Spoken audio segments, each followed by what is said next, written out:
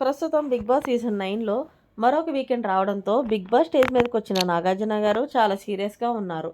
ఇక ఇందులో భాగంగానే హౌస్లో ఉన్న కంటెస్టెంట్స్ని మన టీవీ ద్వారా పలకరించి చాలామందికి చాలా ఎక్కువైంది, వాళ్ళందరికీ కూడా ఈరోజు దించాల్సిన సమయం ఆసన్నమైంది అంటూ కొండ బద్దలు కొట్టడానికి రెడీగా ఉన్నారు వీకెండ్ వచ్చిన నాగార్జున గారు.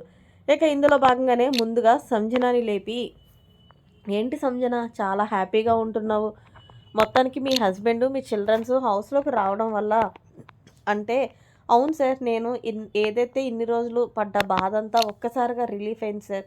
సో ఫైనల్గా నా పిల్లలు అలాగే నా భర్త హౌస్లోకి రావడం చాలా అంటే చాలా హ్యాపీగా అనిపించింది సార్.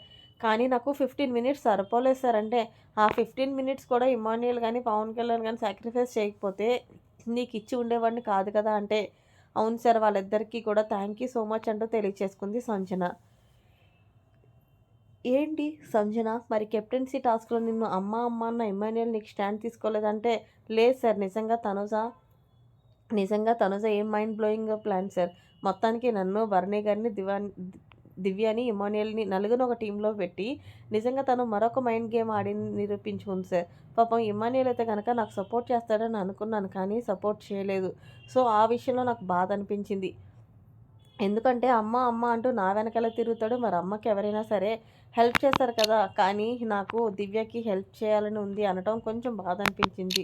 సో అందుకే నేను కూడా గేమ్ స్ట్రాటజీ మార్చేసి ఫైనల్గా బ్లూ టీంలోకి వెళ్ళిపోయానికి వస్తానంటే, అంటే గేమ్ స్ట్రాటజీ అంటే ఇలానే ఉండాలి. ఏదేమైనప్పటికీ నువ్వు గేమ్ అయితే చాలా బాగా ఆడావు, కానీ ఒకే విషయంలో నీ గేమ్ అర్థం కాలేదేమో ముందు అనుకున్నాను. ఎందుకంటే పవన్ కళ్యాణ్ కాలు అలా లాగేయడం ఎంతవరకు కరెక్ట్ అంటే, అవును సార్, ముందు అర్థం కాలేదు కానీ తర్వాత అర్థం చేసుకున్నానంటూ చెప్పుకొచ్చింది సంజన.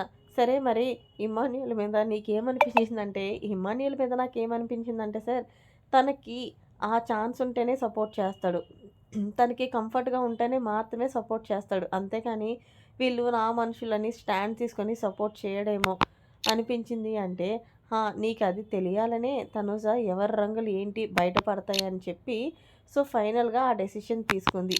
సో తనుజ ఏమైనా తెలివి తక్కువదని అనుకుంటున్నావా సంజన అంటే, లేదు sir, it's a mind gamer అంటూ తనుజని మెచ్చుకుంది సంజన. సో ఫైనల్గా మరి సంజన, ఇంకొక కొన్ని వారాలు మాత్రమే ఉంది. నీ గేమ్ని ఇంకా చాలా ఇంప్రూవ్ చేసుకోవాలి.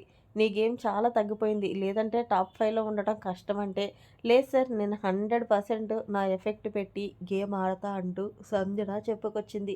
ఇక ఇందులో భాగంగానే సుమన్ శెట్టి దగ్గరకు వచ్చి, సుమన్, ఏంటి మీ వైఫ్ రావడం వల్ల చాలా హ్యాపీగా ఉన్నట్టున్నావు అంటే, ఎస్ సార్, మా వైఫ్ రావడం నాకు చాలా అంటే చాలా హ్యాపీగా అనిపించింది అంటే, రావడం తనుజకి దూరంగా ఉండమనటం అని చెప్పింది కదా అంటే, సుమన్ శెట్టి పాపం తనుజ బాధపడుతుందని ఏం మాట్లాడలేక అలా నుంచున్నాడు.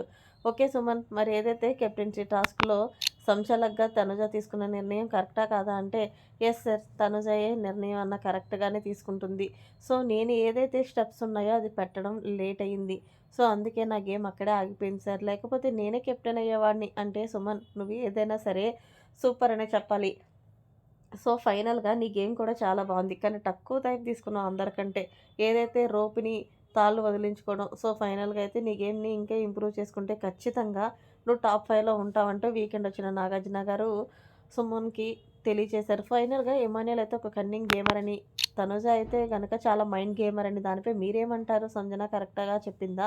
రూల్స్ మార్చి హౌస్లో ఉన్న భరణికి, ఇమాన్యుయల్కి, దివ్యకి, సంజనకి గొడవ పెట్టిన దానిపై మీరేమంటారు అనేది కామెంట్ సెక్షన్లో తెలియచేయండి. మరి తనుజ మైండ్ గేమరా కాదనేది కూడా కామెంట్ రూపంలో తెలియచేయండి. మరిన్ని లేటెస్ట్ అప్డేట్స్ కోసం మన ఛానల్ని సబ్స్క్రైబ్ చేసుకోండి. Thanks for watching. బాబాయ్, హ్యావ్ ఎ నైస్ డే.